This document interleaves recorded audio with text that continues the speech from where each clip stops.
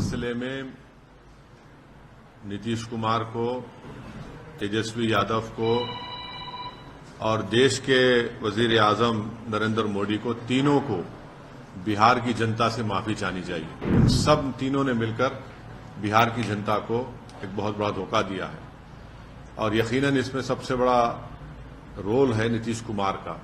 अब हम तेजस्वी यादव से पूछना चाह रहे हैं कि बताओ कैसा लग रहा है आपको? अभी आपने हमारे 4 एमएलएस को तोड़ा था, अब आपको कुछ दर्द हो रहा है सीने में? अब आपको मालूम हो रहा है कि जो खेल आप हमसे खेले थे वही खेल आपसे हो गया। नीतीश कुमार तो सिर्फ अभी तो नाम के मुख्यमंत्री रहेंगे, हुकूमत चलेगी बिहार में आरएसएस की और नरेंद्र मोदी की। हम तो यही चीज को रोकना चाह रहे थे। नीतीश कुमार को लगता है कि मैं जब तक जिंदा रहूं मुख्यमंत्री रहूं, और बीजेपी को लगता है कि भाई हर चीज हमको मिल जाए, चाहे कुछ भी हो, किस तरीके से हो जाए। इस सिलसिले में नीतीश कुमार को, तेजस्वी यादव को और देश के वजीर आजम नरेंद्र मोदी को, तीनों को बिहार की जनता से माफी चाहनी चाहिए। और तीनों पार्टीज ने मिलकर बिहार की जनता को जो बातें की हैं और जो वादे किए थे और अपनी पॉलिटिकल आइडियोलॉजी की बात की थी, उन सब तीनों ने मिलकर बिहार की जनता को एक बहुत बड़ा धोखा दिया है और यकीनन इसमें सबसे बड़ा रोल है नीतीश कुमार का। नीतीश कुमार कल तक हमको गाली देते थे कि ओवैसी बी टीम है। अब नीतीश कुमार को शर्म नहीं आती उसी जगह पर जाकर बैठने के लिए जहां पर हम पर इल्जाम लगाते थे। और नीतीश कुमार ने पॉलिटिकल अपॉर्चुनिज्म कहना तो अंडरस्टेटमेंट होगा, उन्होंने हर चीज का रिकॉर्ड तोड़ दिया है और कोई उनकी बात का न एतबार है न भरोसा है। मैं शुरू से कह रहा था कि नीतीश कुमार फिर से बीजेपी में जाएंगे, मगर लोग हमारी बात को यकीन नहीं कर रहे थे। अब हम तेजस्वी यादव से पूछना चाह रहे हैं कि बताओ कैसा लग रहा है आपको? अभी आपने हमारे 4 एमएलएस को तोड़ा था, अब आपको कुछ दर्द हो रहा है सीने में? तकलीफ हो रही है आपको अपने भेजे में? अब आपको मालूम हो रहा है कि जो खेल आप हमसे खेले थे वही खेल आपसे हो गया। और तेजस्वी यादव और उनकी पार्टी धोखा दी है। 2 मर्तबा नीतीश कुमार को उन्होंने मुख्यमंत्री बनाया। बताइए अब क्या हासिल हुआ आपने? बीजेपी को आपने सत्ता दे दी।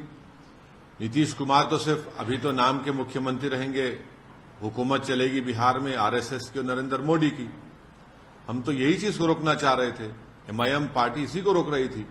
और जब हमारे सीमांचल की जनता ने एमआईएम के 5 विधायक को कामयाब किया, तो हमने तो जब उनके स्पीकर के इलेक्शन में तायद की थी गठबंधन के।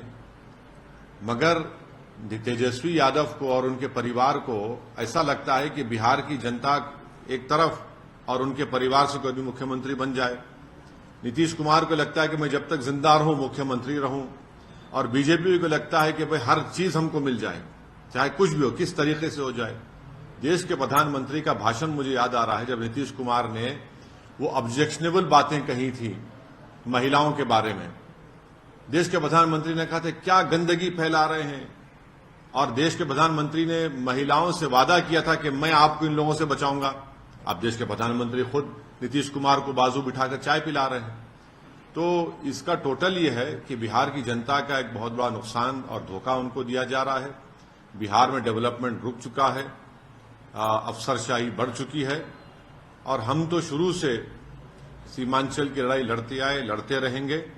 और इससे जनता को फिर से मालूम हो गया कि एमआईएम और ओवैसी जो बात कह रहा था कि सेकुलरिज्म, पॉलिटिकल सेकुलरिज्म सिर्फ इस्तेमाल किया जाता है भारत के मुसलमानों को धोखा देने के लिए, और अब की बार फिर से धोखा दिया गया है बिहार के मुसलमानों को सिर्फ सत्ता में आकर बैठने के लिए।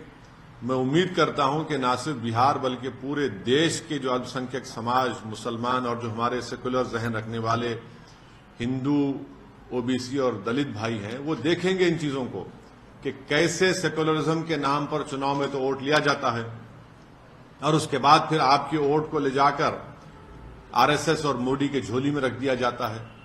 तो उम्मीद करते हैं कि वो इससे एक इसका नोट लेंगे और उन पार्टीज का साथ देंगे जो आपकी पॉलिटिकल लीडरशिप को डेवलप